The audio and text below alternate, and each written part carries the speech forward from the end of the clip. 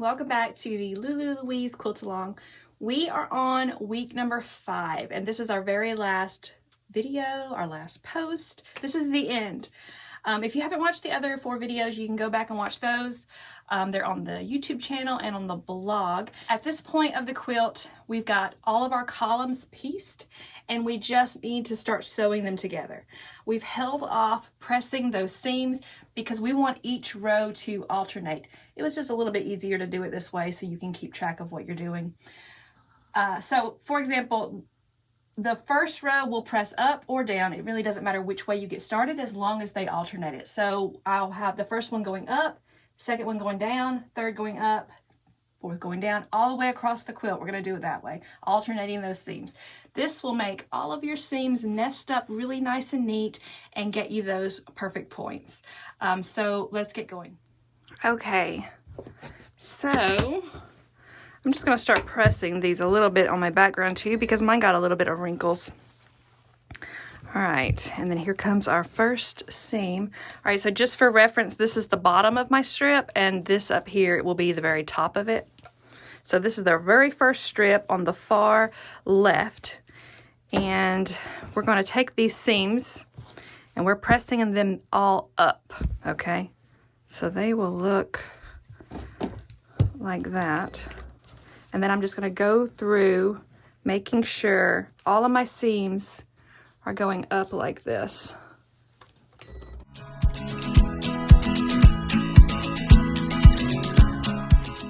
On a normal quilt, I usually press as I go, always, but for some reason I just find it easier to hold off. I guess because we're waiting for those background pieces to be sewn and they didn't get sewn until the step before this one.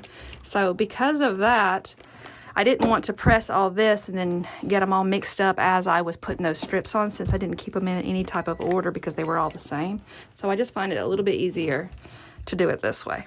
All right, so that's our first strip, and for right now, I'm gonna sit it right here and grab that second strip. All right, here is my second strip, and let me give this background a little quick press. All right, and we're gonna press these seams in the opposite direction, which for me is this way. If you started out opposite from me, that's fine, as long as each column is going in the opposite direction. So these are just gonna go down that way.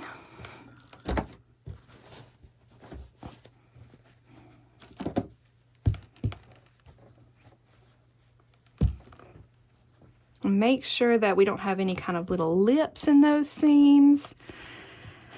Occasionally I'll get a seam that I put a little fold in it by accident and it messes with the size of, you know, your unit. So double check that you're not doing anything like that.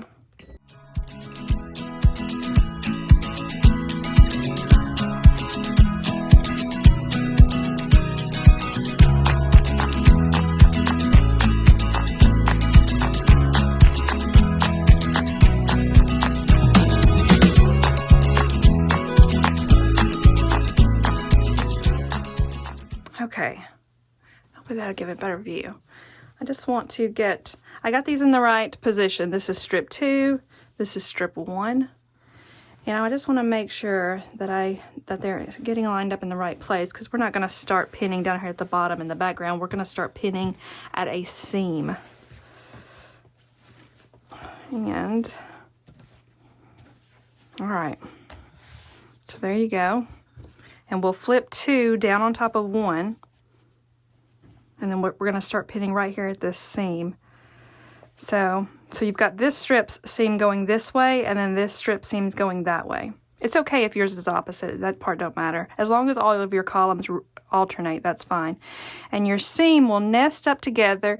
And what that is, and you can really feel it with your fingers, they'll just kind of bump up into each other. I call it bumping up and kissing, but they're fitting all snug, and you can really feel your thumb and your forefinger. You can feel it kind of lock into place.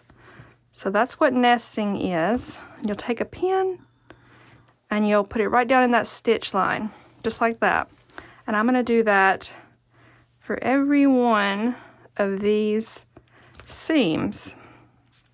I'm nesting them. and putting a pin right into the stitch line and holding them with my finger where they meet up, so I make sure that I get my pin in the right place.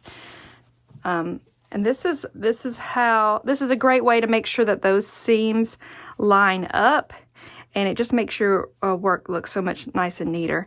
It's okay if they don't. We all have them not line up, but the important part is just to try. So if you don't, let it go. Unless it bothers you, then you can rip it out. I'm known to do that, but if it doesn't bother you, it's okay. No worries. Nobody's judging. All right, so I will just keep doing this until I've got them all pinned, and then I'll go back and I'll pin this background too.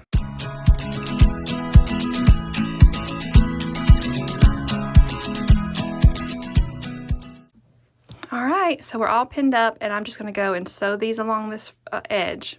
Okay, so all sewn, and I'm just going to set this seam, make it easier to get the seam to press when I open these up.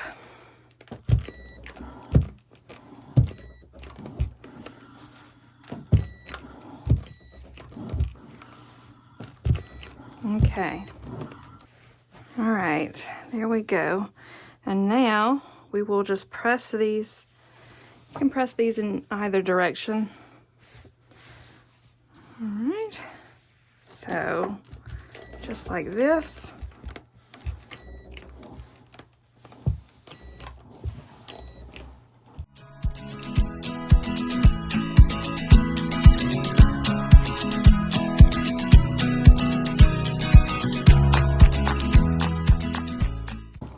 And look at that.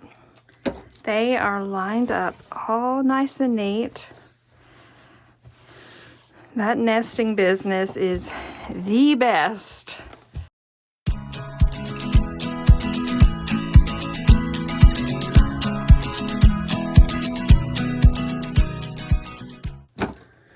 All right, so I'm going to take this and put it to the side, and then I'm going to start doing this for all of my columns.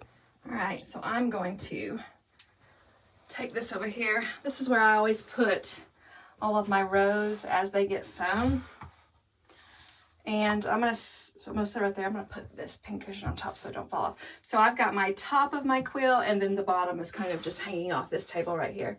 And I'm gonna grab my third strip.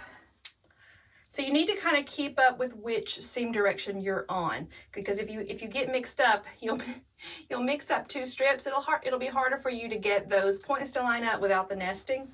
So every time I pick up a strip that hasn't been sewn into a pair, I'm going to be pressing it this way for the first one, and then this way for the second. So try to kind of have your which way is which in your head.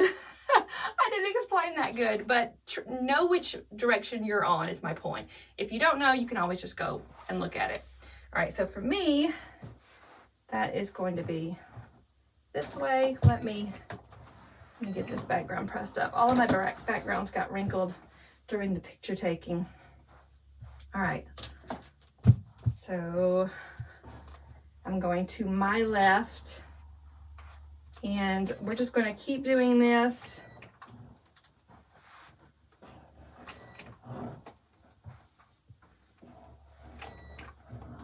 And I'm going to speed this video up for you so you don't have to see me doing all this in regular time, because I don't want you getting bored.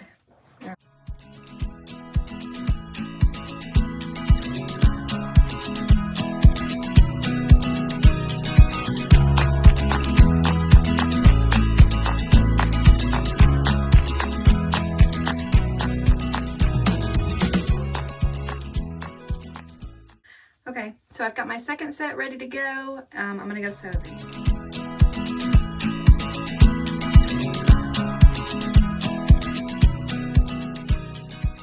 Okay, so now that I've got two pairs of columns, I'm gonna put these together and make a foursome. And I'm gonna, again, make sure I'm nesting up all of my seams. And I'm getting everything nice and neat. That'll help me get all my points lined up. which if you can't tell, I'm obsessed with doing. So I'm not going to keep videoing myself doing this because I know that you got it. And so I'm going to see you when I have all of this completed. All right, so I'm done. Whew, that was a lot of work. I haven't made this quilt in a year, and I don't remember it being so much time involved, but that was really a lot of that was a lot of rows to sew together. So I hope you enjoyed making Lulu. I certainly did. I'm absolutely in love with my quilt. I hope that you're in love with yours too. Thank you so much for making Lulu with me. There will be an email or a follow-up to this one with just pointing you in the direction of getting these finished, and I plan on making a video tutorial for how I'm going to quilt this. I've got a few ideas that I'm excited about. But other than that, we are done with the Lulu Louise Quilt Along. If you are interested in quilting along with the rest of the quilts in the book, Sassy Granny is next, and that begins in May. So I will see you then.